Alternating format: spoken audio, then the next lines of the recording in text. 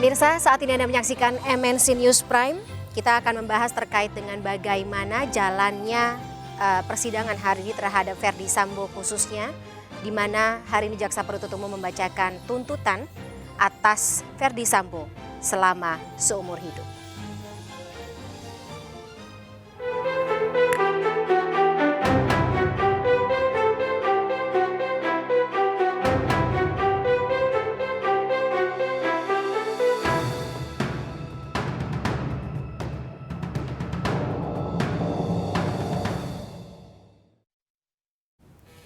Pemirsa, Jaksa Penuntut Umum menuntut Ferdy Sambo, terdakwa kasus pembunuhan Brigadir Yosua, selama seumur hidup. Ferdy Sambo dinilai jaksa terbukti secara sah dan meyakinkan bersalah dalam melakukan pembunuhan berencana terhadap Brigadir Yosua Huta Barat.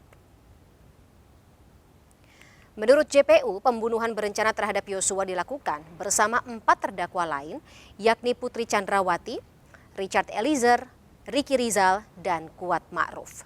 JPU menyebut Sambo terbukti dengan sengaja dan dengan rencana lebih dahulu merampas nyawa orang lain. Mantan Kadif Propam Polri ini sebelumnya didakwa pasal 340 KUHP tentang pembunuhan berencana dengan ancaman maksimal hukuman mati.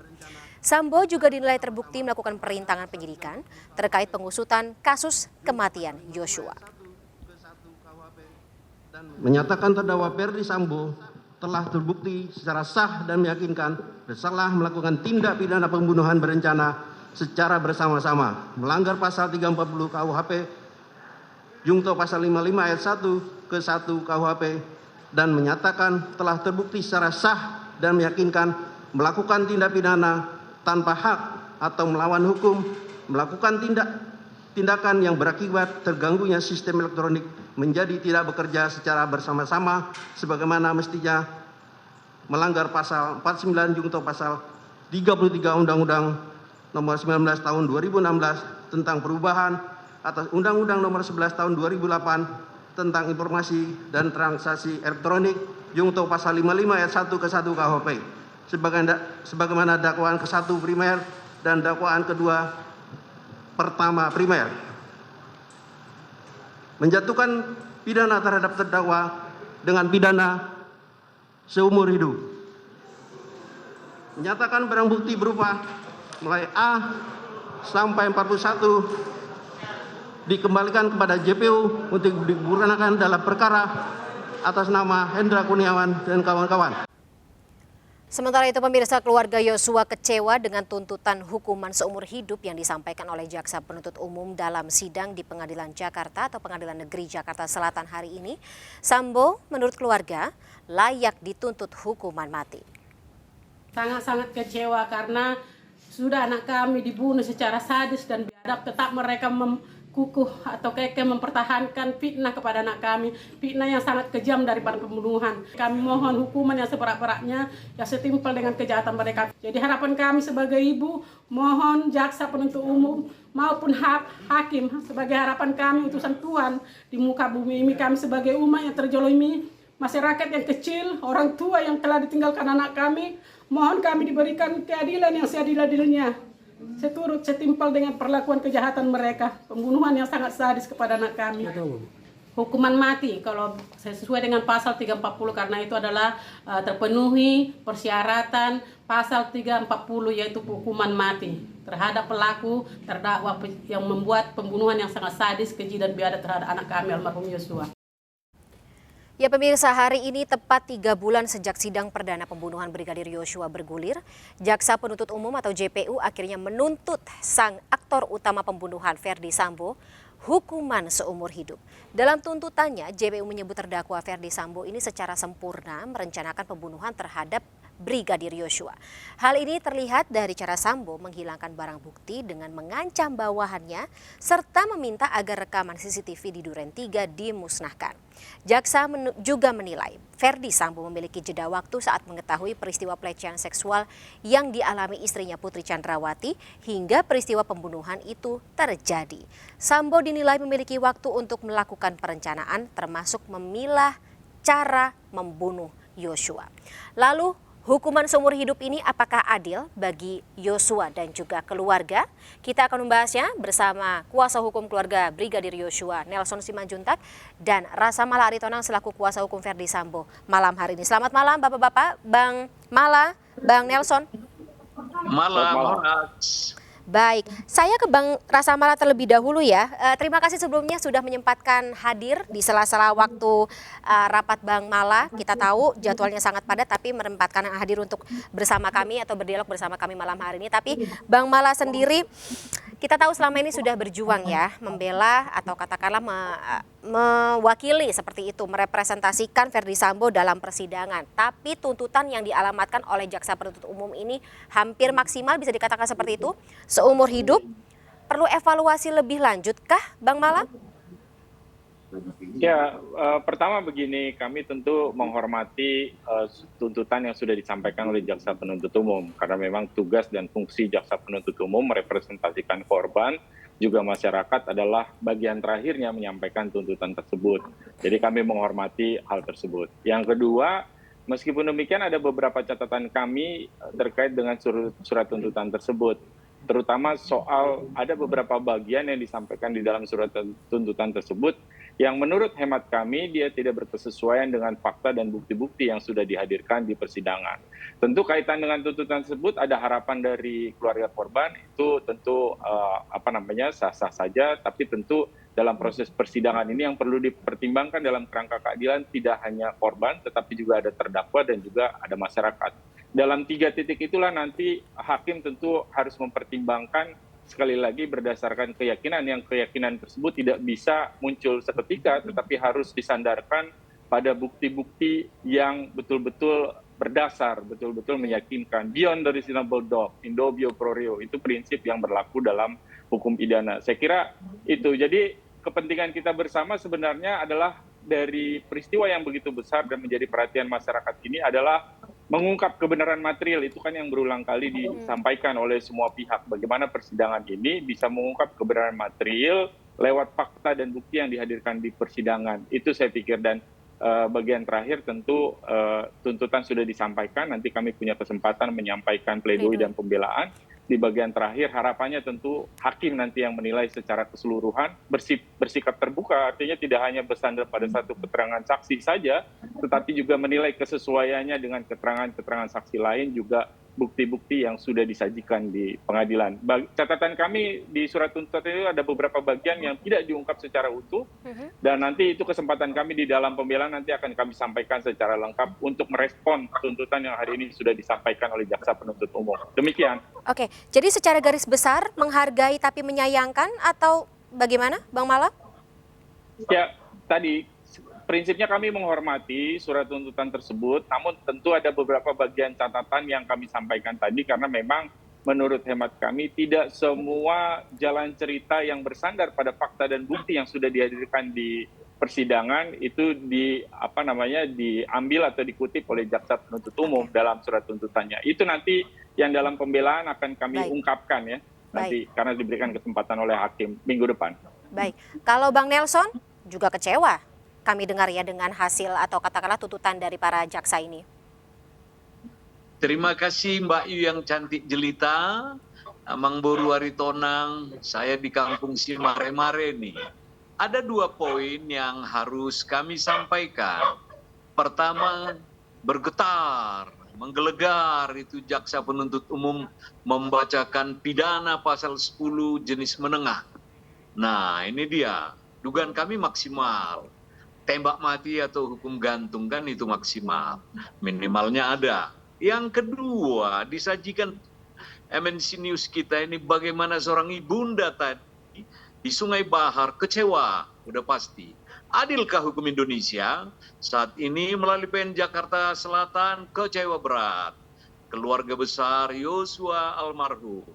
Apalagi kami PH, sepakat dari awal bulan Juli. Laporan polisi kami itu tidak berubah dari pasal 340 itu yang maksimalnya ya.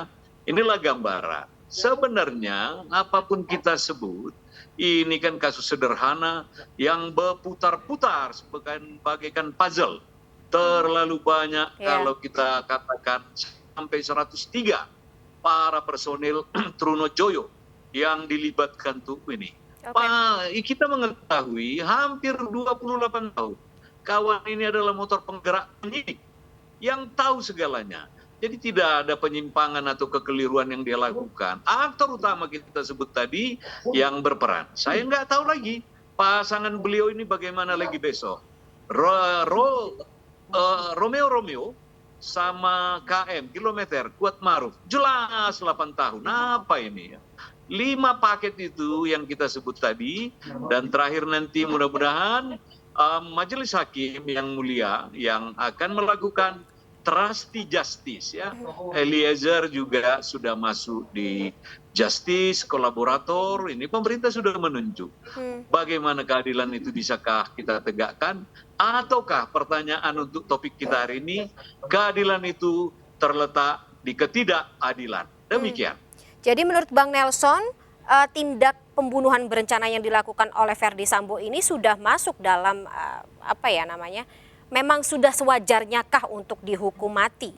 Kita mengingat gitu bahwa hukuman mati di Indonesia sendiri juga pelaksanaannya masih pro dan kontra karena ada hukum hak asasi manusia yang berlaku. Ya, extraordinary ini yang harus kita katakan. Undang-Undang 39 tahun 99 ada 69 pasal. Apa yang dimaksud dengan pidana mati itu? Apakah ini melanggar hak ajasi? Wah, tentu tidak. Tidak. Ada di dalam setiap artikel atau pasal-pasal itu yang memang kalau setiap orang yang salah, kalau saya sebut izinkan full skat, half skat, kalau dia melakukan kesalahan besar, ya hukumannya besar. Kalau kesalahannya setengah, hukumannya setengah. Ini para pemikir ahli hukum sudah hafal untuk ini. Jangan dong. Sudah di tengah jalan, berubah layer itu, dia dikatakan tidak menembak. Ajar. Ini beliau punya background adalah militer penuh. Bintangnya 2 ya. Untung sudah diberhentikan tidak dengan hormat. Dikatakan kalau dimanapun dunia peperangan, dunia angkatan militer, kalau itu serbu, serang, itu tentu di belakangnya itu selesaikan dulu persoalan belakangan. Nah ini sudah jelas. Apakah kalimat itu harus kita bangkitkan lagi Profesor Yus Badudu yang pintar berbahasa Indonesia. Ini tiada kata lain bahwa pelaku, aktor, dan tentunya dader utama adalah Fantasiera alias Verdi Sambo. Baik. Bang Mala, mengingat juga tadi kalau misalnya memang dianggap Verdi Sambo sebagai aktor utama, besaran maksimal hukuman yang ditimpakan kepadanya berbeda cukup jauh dengan besaran yang ditempakan kepada Kuat Ma'ruf dan juga Ricky Rizal. Jauh sekali, 8 tahun penjara dengan hukuman mati. Tapi klien Anda tampak tenang. Ini ada apa atau ini merupakan strategi, kisi-kisi untuk pledoi yang akan disampaikan nanti? Ya, saya pikir gini, pertama saya perlu klarifikasi dulu ya. Saya mau bicara bersandarkan pada hukum saja gitu ya. Konteks kita bicara dalam konteks hukum dan sesuai dengan fakta yang ada di persidangan. Selama kami melalui persidangan dari mulai pertama sampai bagian di ujung ini sudah tuntutan. Nah, dalam proses persidangan itu beberapa kali disampaikan bahwa di fakta-fakta persidangan tersebut Pak Verdi Sambo mengungkapkan beberapa kali keadaan-keadaan yang sifatnya sangat emosional. Karena kalau kita bicara dalam konteks 340, itu Vuur Bedachterat, begitu katanya, itu membedakan dengan 338 Doodslag. Apa yang membedakan? Yang membedakan ada beberapa kriteria di 340 itu kan kesengajaan dengan sebelumnya ada perencanaan. Pertanyaan adalah apa yang dimaksud dengan perencanaan? Kalau perencanaan itu dimaknai sebagai aktivitas berpikir untuk menentukan tindakan untuk membunuh seseorang, kapan, di mana, bagaimana cara membunuhnya. Karena pada dasarnya perencanaan itu juga ada di dalam konteks 338. Aktivitas berpikir itu juga ada di 338, walaupun di 338 tindakan tersebut dilakukan secara spontan, misalnya dalam beberapa diskursus hukum. Tetapi ahli hukum, baik Moderman maupun ahli hukum lain menyampaikan bahwa kerangka waktu seketika 1 jam, 5 menit, 10 hari itu tidak menjadi ukuran, itu sangat relatif. Yang menjadi pembeda utama dari 340 dengan 338 adalah apakah tindakan tersebut dilakukan dalam keadaan tenang atau tidak, itu yang membedakan. hukuman pidana menjatuhkan sanksi yang lebih berat untuk orang yang melakukan pembunuhan dalam keadaan tenang. Itu yang diukur dalam bahasa yang lebih sederhana sebagai pembunuhan yang sadis gitu. Nah, premeditated murder, pembunuhan dengan perenungan sebelumnya dalam fakta persidangan Pak FS ini berulang kali ditunjukkan lewat fakta-fakta ini, termasuk keterangan dari Richard, juga keterangan Ricky, juga Bu PC, bagaimana Pak Ferdi Sambo pada saat mendapatkan laporan dia begitu emosional dan ditunjukkan dalam indikasi-indikasi fisik, misalnya menangis sepanjang membicara dengan Richard, itu disampaikan oleh Richard, termasuk juga ketika terjadinya pembunuhan di tanggal 8 di Duren 3 tersebut. Itu juga ada beberapa peristiwa yang menunjukkan bagaimana dia dalam keadaan yang sangat emosional. Ini bagian dari unsur penting yang harus dibuktikan, dan ini menurut hemat saya, ini tadi dikesampingkan juga dalam surat tuntutan jaksa, padahal dalam fakta itu terungkap keadaan-keadaan itu. Nah, nanti itu yang tentu perlu kami sampaikan juga dalam bagian pembelaan nanti di minggu depan. Sekali lagi, memang mekanisme untuk pembuktian ini mungkin agak berbeda dengan kacamata orang awam, karena hukum punya mekanisme sendiri untuk membuktikan suatu perkara. Prinsipnya sekali lagi untuk mengungkap kebenaran material yang sama-sama sedang kita tunggu nanti di bagian akhir, tentu nanti hakim yang melakukan penilaian soal itu ya secara utuh.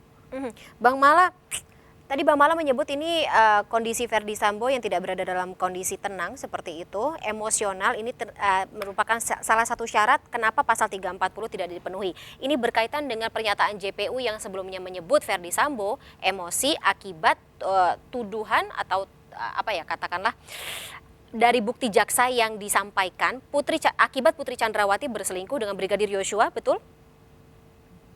Ya, ada motif itu kan disampaikan oleh jaksa penuntut umum, walaupun itu juga menjadi catatan kami, karena sebenarnya dalam fakta persidangan, selama persidangan ya, bersandarkan pada bukti-bukti, keterangan saksi, sebenarnya yang akan dikonfirmasi adalah soal kekerasan seksual, bukan perselingkuhan. Baru di bagian tuntutan ini tiba-tiba jaksa muncul dengan perselingkuhan pada persidangan yang lalu ya. Pada kuasa hukum bagaimana KM. menanggapi hal itu? Ada perbedaan yang surprise begitu? Begini, kami ini kan bersandarkan pada bukti yang dihadirkan oleh jaksa penuntut umum. Jaksa itu menghadirkan bukti, satu, ada keterangan saksi Susi, walaupun dia tidak melihat langsung pada saat kejadian di tanggal 7 di kamar itu, tetapi dia melihat setelah kejadian di kamar tersebut, Bu Putri dalam keadaan tergeletak, itu juga sesuai dengan keterangan di persidangan. Juga keterangan laporan apsifor yang diminta oleh jaksa penuntut umum, juga penyidik untuk dihadirkan di persidangan, itu sudah dihadirkan. Keterangan apsifor tersebut disampaikan oleh Ibu Reni sebagai ketua apsifor dan dilakukan asesmen oleh 12 timnya yang melakukan asesmen terhadap kredibilitas, validitas keterangan saksi-saksi termasuk Bu Putri kaitannya dengan peristiwa di tanggal 7 soal kekerasan seksual tersebut. Hasil asesmen tersebut disampaikan bahwa 7 ukuran kredibilitas keterangan tersebut valid. Artinya keterangan tersebut bisa dipercaya. Mengapa ini perlu disampaikan secara utuh? Saya pikir ini bagian dari motif yang tidak mungkin terpisahkan ketika kita bicara konteks 340 dalam konteks pembunuhan berencana. Karena motif inilah kemudian yang men-trigger bagaimana seorang pelaku, dalam hal ini Pak Ferdi Sambo, bertindak begitu emosional yang kemudian meminta, katakanlah begitu, kita ikut jalan cerita, meminta Richard kemudian melakukan penembakan tersebut. Saya kira itu harus dilihat secara utuh, karena tidak mungkin kita hanya bicara tiba-tiba terjadi penembakan tanggal 8 tanpa mengungkap sebenarnya apa latar belakang terjadinya penembakan tersebut. Dan itu semua sudah disajikan oleh jaksa penuntut umum yang menurut hemat kami, jaksa penuntut umum juga sudah membuktikan motifnya, yaitu terkait dengan peristiwa tanggal 7 di Magelang. Oke. Bang Nelson, aku juga mau minta tanggapan Bang Nelson terkait dengan tadi pernyataan JPU bahwa ini disebabkan oleh perselingkuhan antara Putri Chandrawati dengan Brigadir Yosua. Tanggapan keluarga gimana? Kembali ada 3 poin kalau begitu. Pertama, tanggapan jaksa penuntut umum begitu dibacakan keberatan 100%, yang meringankan 0%. Kalau saya bikin ambil persentasenya. Yang kedua, kalau dimentahkan lagi yang sudah matang, itu sudah dihentikan pendidikannya. Baru ditingkatkan. Bang Nelson. Dimanapun peraturan pemerintah yang pernah saya buat, itu akan berakhir begitu saja. Utang-utang, pidana. Nah ini yang menarik, formula baru ya. Ini pengamat politik bukan praduga-praduga. Andai kata kawan penegak hukum itu tegas mengatakan bahwa besarnya jempol Joshua membuka relung-relung hati Papa Charlie itu. Ini harus dibuktikan. Kawan saya Kamarudin tahu alat bukti itu, celana dalam, celana luar yang harus ditampilkan. Nggak usah saksi-saksi lah. Ini kan delik biasa, bukan apa-apa. Apakah ini lip service, penggembira lagi? Yang penting suaminya jelas. Membunuh, titik. Ada apa motif balik ini? Apa karena pistol belum kembali, handphone ada 4, nilai uang yang belum jelas sampai hari ini? Ya itu pasal lain ya Bang ya. Ya sudahlah, Baik. masih ada hakim pengadil besok, tidak harus judge Bao yang akan memberikan, ini baru vonis. Mari kita lihat setelah pesan-pesan itu ini. Oke. Ya memang akan ada pesan-pesan berikut ini Bang Nelson dan juga Bang Mala. Nah makanya itu kita harapkan memang saat ini persidangan masih berlanjut, pledoi masih akan dilaksanakan ya Bang Rasa Mala dan juga tim kuasa hukum ini pasti akan menyiapkan hal-hal lainnya dan juga Bang Nelson dari kuasa hukum keluarga Brigadir Yosua juga menantikan seperti apa vonis final yang nantinya akan disampaikan oleh majelis hakim atas terdakwa. Tapi sebelumnya kita harus terpaksa sudahi dulu dialog kita pada malam hari. Terima kasih Bang Rasa Mala dan juga Bang Nelson, MNC News Prime. Oke, baik. Saya baru dapat kode dari teman-teman produser. Bang Nelson masih akan kita lanjutkan ya di segmen berikut. Bang Nelson jangan keluar dulu ya. MNC News Prime masih akan segera kembali. Bang Nelson jangan keluar dulu, kita jeda sesaat.